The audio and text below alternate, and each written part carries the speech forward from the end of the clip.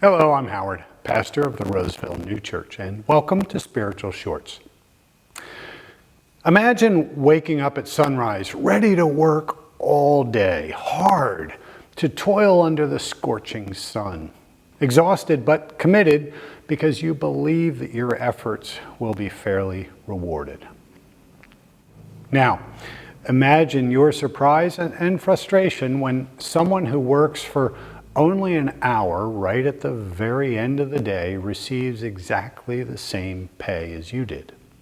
Doesn't that feel unfair? Maybe you've experienced something more relatable. Perhaps you've worked diligently for an organization, faithfully doing all that was asked of you, only to see the promotion you've sought go to someone else. Someone who's served less time or seemingly sacrificed far less than you. This exact scenario is described by Jesus in the parable of the laborers in the vineyard, found in Matthew chapter 20. In this parable, Jesus describes a vineyard owner who hires laborers at various hours throughout the day. Some are hired early in the morning, others right in the middle of the day, and some only during that very last hour. Surprisingly, at the end of the day, everyone is paid equally. Naturally, the workers who labored all day complained. They felt cheated, and if we're honest, it's easy for us to identify with them. On the surface, it appears unjust. Shouldn't those who worked longer receive more? This story challenges our sense of fairness because we are so accustomed to a merit-based transactional system where more work equals more reward. Yet this parable isn't alone in challenging our views on fairness. Let's consider the parable of the prodigal son from Luke chapter 15. Here, a younger son wastes his entire inheritance on reckless living. Yet when he returns home, penniless and humbled, his father welcomes him back with celebration and joy. Meanwhile, the older son, faithful and dutiful all along, feels neglected and unappreciated.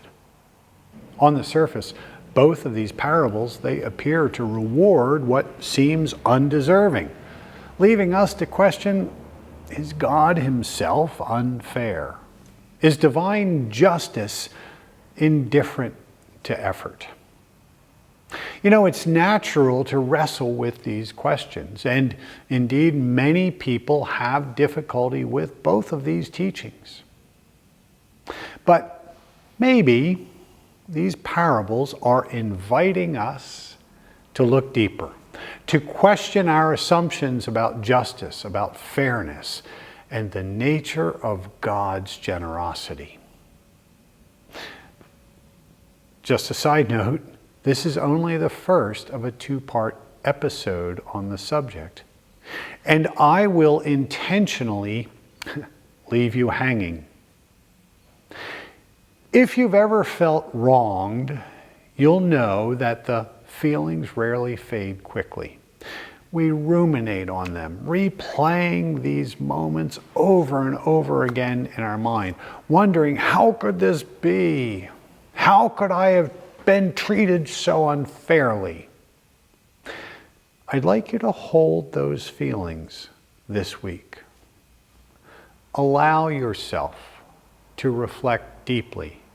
Perhaps even revisit moments where you've experienced that feeling of unjustness. It's okay. Feel it. Experience it.